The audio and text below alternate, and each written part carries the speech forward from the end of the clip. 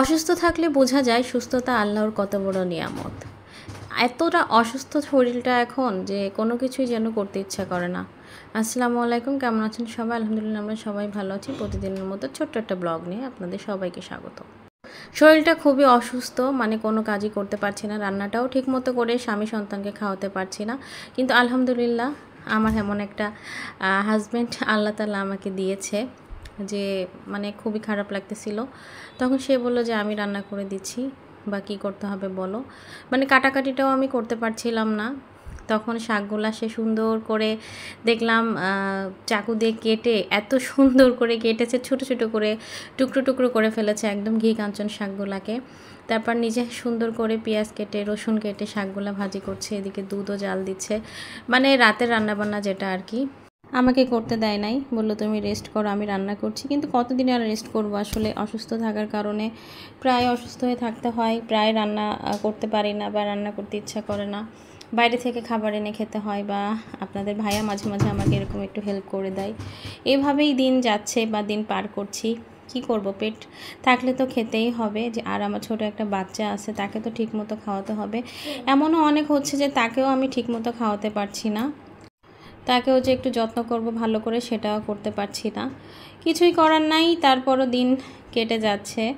আল্লাহর কাছে একটাই প্রার্থনা, আল্লাহ যেন তাড়াতাড়ি সুস্থ করে দেয় আর স্বামী সন্তান নিয়ে সুন্দর করে সংসার করতে পারি। তারপর আমার জন্য হচ্ছে আপনাদের ভাইয়া কবুতর কিনে নিয়ে আসছিল। কবুতরের মাংস সচরাচর আমি অতটা পছন্দ করি না, কিন্তু খাইও না, কিন্তু সুস্থতার খাতিরে এখন খেতে হচ্ছে বা খেতে হবে। এ কারণেই হচ্ছে কবুতরটাও রান্না করতে হবে। তারপরও তাকে বলে দিলাম যে এভাবে এভাবে রান্না করো। আমিও একটু একটু করে হেল্প করছিলাম, সবটুকু তো আবার ছেড়ে দেওয়া যায় না, পুরুষ মানুষ তো। রান্না করতে গেলে যে রান্নাঘরের অবস্থা কি করে ফেলে এটা অনেক আপুরাই জানে।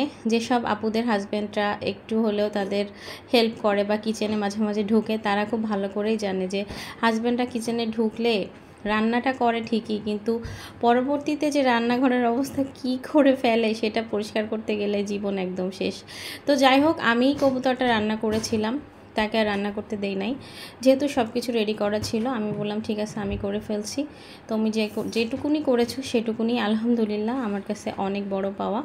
তুমি যাও, আমি বাকিটা রান্না করে চলে আসছি।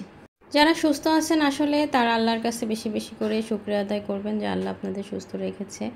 আর যারা অসুস্থ আছেন তাদের জন্য দোয়া করি যেন খুব দ্রুত তারা সুস্থ হয়ে যান। আপনারা সবাই আমার জন্য দোয়া করবেন যেন তাড়াতাড়ি সুস্থ হয়ে যায়, স্বামী নিয়ে সন্তান নিয়ে খুব সুন্দর করে গুছিয়ে সংসার করতে পারি।